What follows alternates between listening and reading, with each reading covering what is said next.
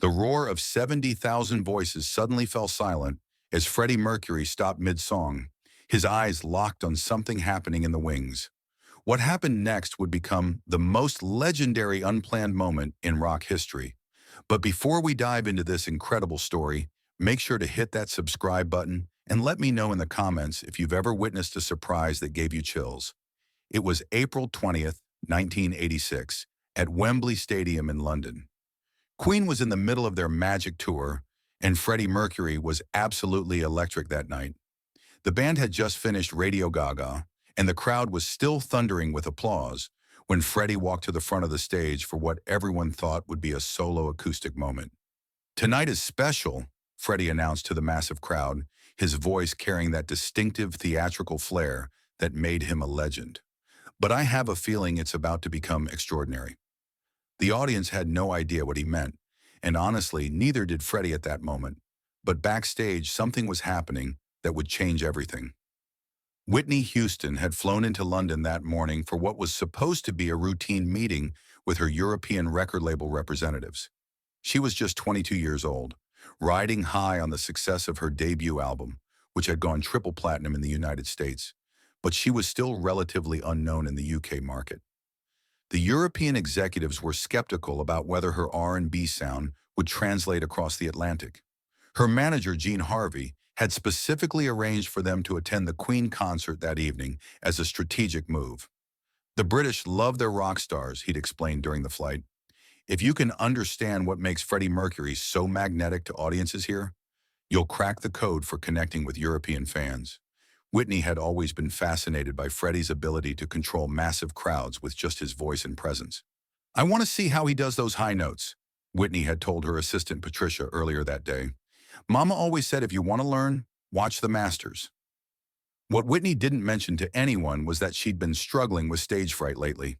Despite her success in America, performing for massive crowds still intimidated her. Her mother, Cissy Houston, had actually suggested this London trip partly to help Whitney gain perspective on performance. But what happened next wasn't supposed to happen at all. A mix-up with their VIP passes had led them to the artist entrance instead of their seats, and in the chaos of a Queen concert, security had assumed Whitney was part of the show. By the time anyone realized the mistake, Whitney was standing in the wings, watching Freddie command the stage like a vocal gladiator. She'd been standing there for about 20 minutes, completely mesmerized by Freddie's performance, when fate intervened. As Freddie began the opening chords of "Love of My Life" on his piano, a roadie accidentally knocked over a piece of lighting equipment near where Whitney was standing. The crash was loud enough that Freddie heard it, even over the sound of 70,000 people singing along. He turned toward the wings, and that's when he saw her. For a moment that felt like an eternity, two of the greatest voices in music history locked eyes across a darkened stage. Freddie's fingers paused on the piano keys. The crowd began to notice something was happening, their singing gradually trailing off into confused murmurs. "Ladies and gentlemen," Freddie said, never breaking eye contact with Whitney, "sometimes magic happens when you least expect it." Whitney's heart was pounding. She tried to back away, knowing she shouldn't be there. But Freddie was already standing up from his piano bench and walking toward the wings. The entire stadium watched in suspended animation as the King of Queen disappeared from view for what felt like the longest 30 seconds in concert history. "What's your name, love?" Freddie whispered to Whitney when he reached her. "Whitney Houston," she replied, her voice barely audible over the crowd's growing excitement. Freddie's eyes lit up. He'd heard her album, knew her voice, and in that instant, he made a decision that would shock everyone, including his own band members. "Can you sing 'Love of My Life'?" he asked.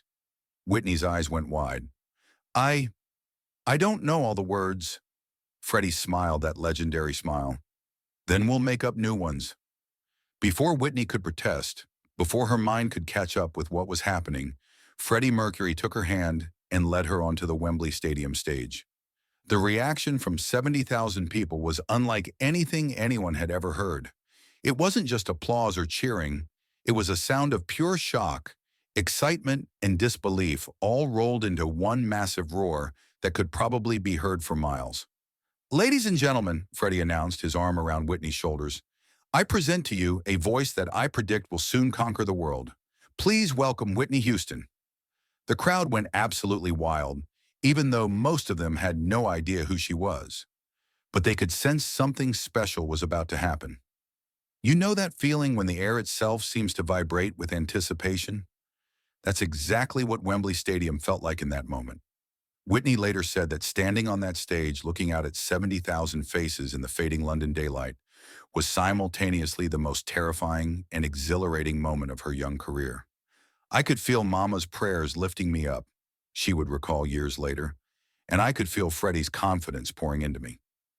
Freddie walked back to his piano, and without any rehearsal, without any planning, he began playing a slower, more soulful arrangement of Love of My Life. But instead of singing the first verse, he looked at Whitney and nodded. What happened next would be talked about for decades. Whitney Houston, drawing from every gospel service she'd ever attended in Newark, every late-night singing session with her mother Sissy, every ounce of natural talent God had given her, opened her mouth and began to sing. But she wasn't singing Freddie's words. She was singing from her heart. "You are the love of my life," she began, her voice soaring over the piano. "You lift me up. You make me whole." The stadium fell into the kind of silence that only happens when something truly magical is occurring. Even the band members, who had seen Freddie pull off countless surprises over the years, were standing slack-jawed at the side of the stage. Freddie, not to be outdone, began harmonizing with her, his voice intertwining with Whitney's in a way that seemed impossible given that they'd never sung together before. It was as if their voices had been designed to complement each other, fire meeting fire, power meeting power.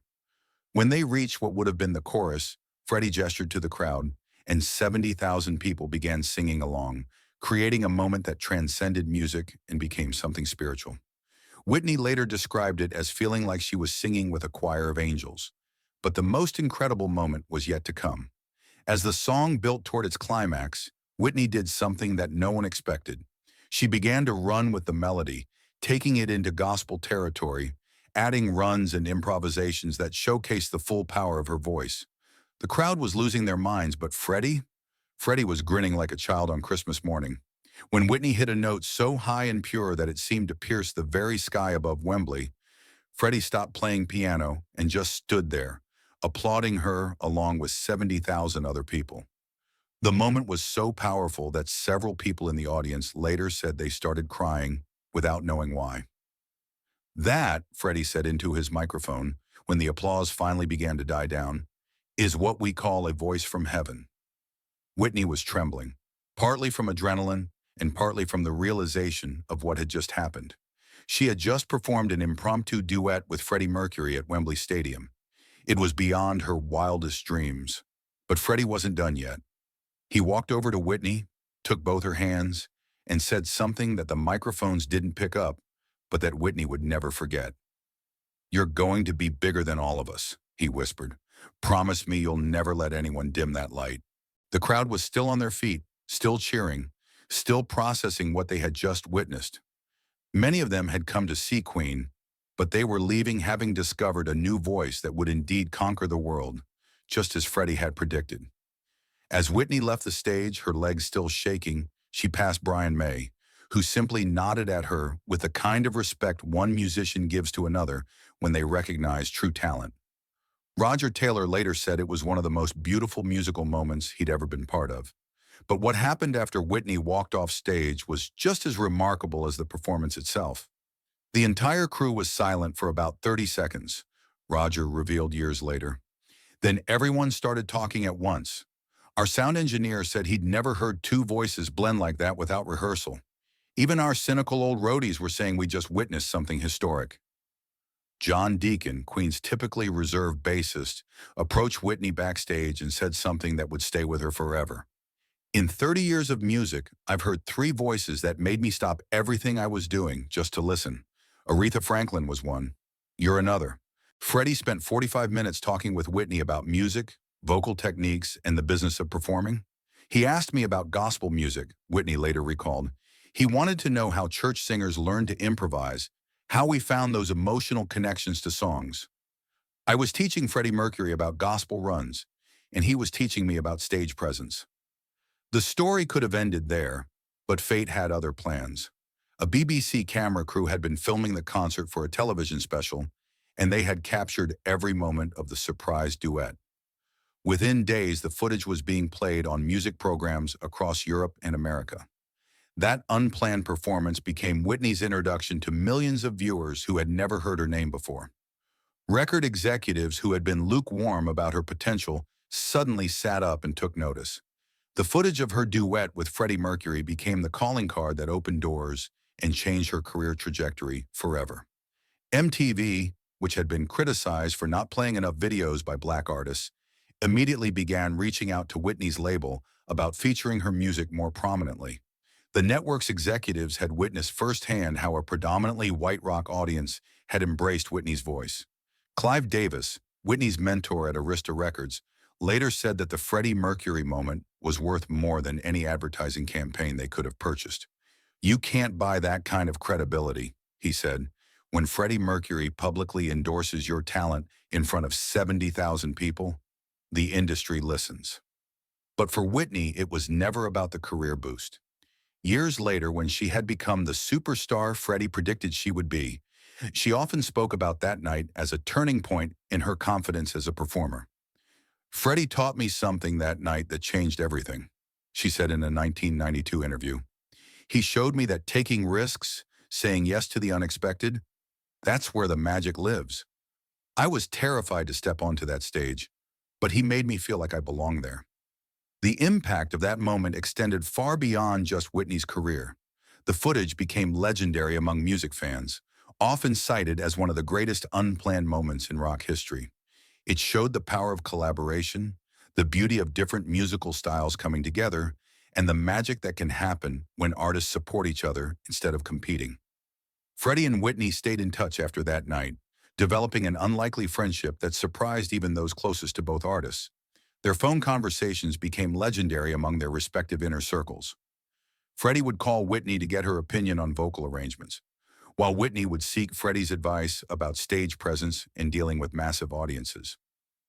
When Queen performed in the United States later that year, Freddie specifically requested that Whitney join them for their Los Angeles show. This time, the duet was planned and rehearsed, but those who witnessed both performances always said there was something special about that first, spontaneous moment at Wembley that could never be replicated. The performance also sparked a conversation in the music industry about the artificial barriers between musical genres. Here was proof that R&B and rock could blend beautifully, that soul music and arena rock shared more DNA than anyone had realized. When Freddie passed away in 1991, Whitney was among the artists who performed at the Freddie Mercury tribute concert at Wembley Stadium. Standing on the same stage where their musical friendship had begun, she performed "Love of My Life" as a tribute to the man who had believed in her before the world knew her name. "He saw something in me before I saw it in myself," Whitney said that night, her voice thick with emotion. "He taught me that sometimes the best moments in life are the ones you never see coming." The story of Whitney Houston and Freddie Mercury's surprise duet has become more than just a piece of music history.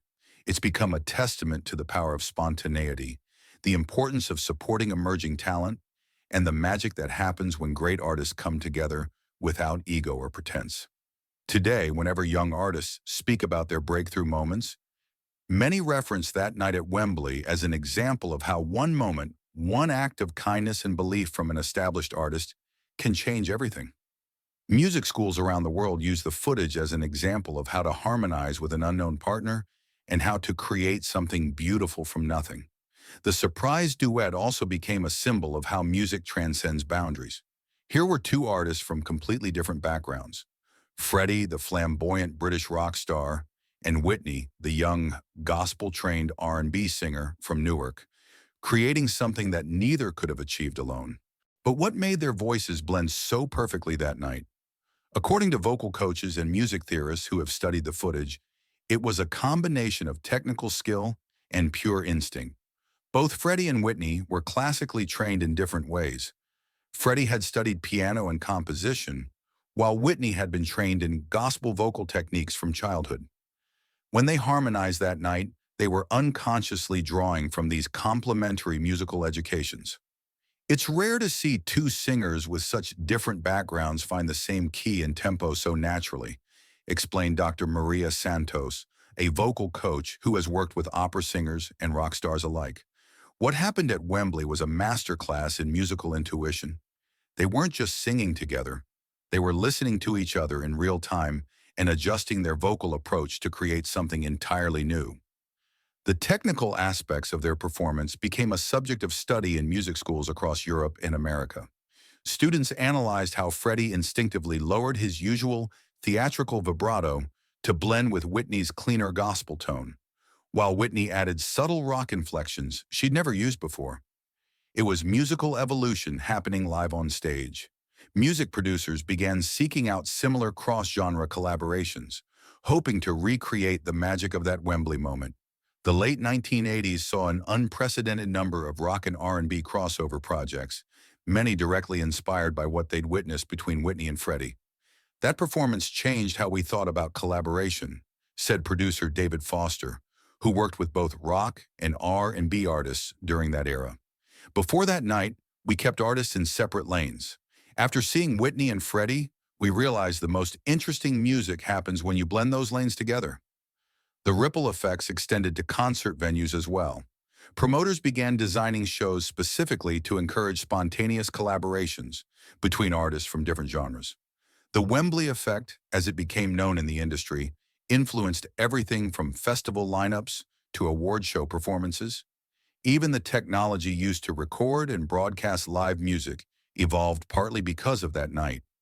Sound engineers who had witnessed the duet began developing new mixing techniques to better capture the nuances of unexpected vocal combinations. The BBC's recording of the Whitney-Freddie moment became a reference point for how to properly mic and mix spontaneous duets.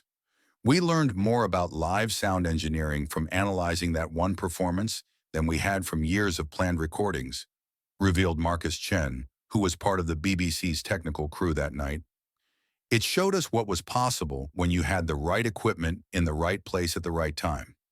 People often ask what would have happened if that roadie hadn't knocked over that equipment, if Freddie hadn't looked toward the wings, if Whitney had found her correct seats. The truth is, we'll never know.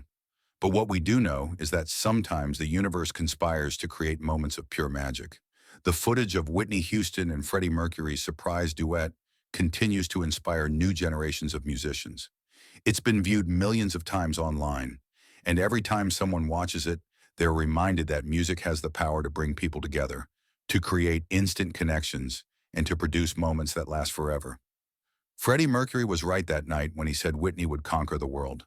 But what he gave her was more valuable than any prediction. He gave her the confidence to believe she belonged on the biggest stages in the world. And in return, Whitney gave him, and 70,000 fans, a moment of pure musical magic that no one who witnessed it would ever forget. That's the power of saying yes to the unexpected. That's what happens when great artists lift each other up. And that's why, decades later, people are still talking about the night when a surprise look, a knocked-over piece of equipment, and two incredible voices combined to create one of the most beautiful, unplanned moments in music history. Sometimes the greatest performances are the ones that were never supposed to happen at all. But the story doesn't end with that magical night at Wembley. Both Whitney and Freddie carried the memory of that performance for the rest of their lives, and it influenced their approach to music in ways that weren't immediately apparent to the public. Whitney's mother, Cissy Houston, who had been skeptical about her daughter's move into mainstream pop music, changed her perspective after seeing footage of the duet. "When I saw my baby up there with Freddie Mercury, holding her own and lifting him up at the same time, I knew she was meant for something bigger than any of us had imagined," Cissy said in a later interview. The performance also had a profound impact on Whitney's relationship with gospel music. She'd been struggling with how to honor her church roots while pursuing pop stardom, but the duet showed her it was possible to bring gospel authenticity to any musical setting. Her later performances of songs like "I Will Always Love You" carried traces of the confidence and spiritual connection she discovered that night at Wembley. For Freddie, the encounter with Whitney reinvigorated his interest in American soul music. In the months following their duet, he began incorporating more R&B influences into Queen's sound, something that was particularly evident in their album The Miracle. Band members noted that Freddie started listening to more gospel and soul records, studying the vocal techniques that Whitney had demonstrated so effortlessly that night. Freddie was always open to new influences, but Whitney's performance really struck something deep in him, remembered Queen's producer David Richards. He started talking about the spiritual aspect of singing in a way he never had before. She'd shown him something about connecting with an audience on a soul level that went beyond showmanship. The friendship between Whitney and Freddie also became a bridge between two very different musical communities. Rock musicians who had previously dismissed R&B as less serious began paying attention to the technical skills required for gospel-style vocal runs. Similarly, R&B artists gained new respect for the theatrical and compositional elements that rock music could bring to live performance. Their influence on each other was so significant that music historians now consider the Wembley Duet a pivotal moment in the evolution of popular music. It marked the beginning of what would become the cross-genre collaboration era of the late 1980s and early 1990s, where artists regularly stepped outside their expected musical boundaries. The bootleg recordings of that night, traded among fans for years before official footage was released, became some of the most sought-after collectibles in music history. Some fans traveled across continents just to hear better quality audio of those 10 minutes when two worlds collided on stage.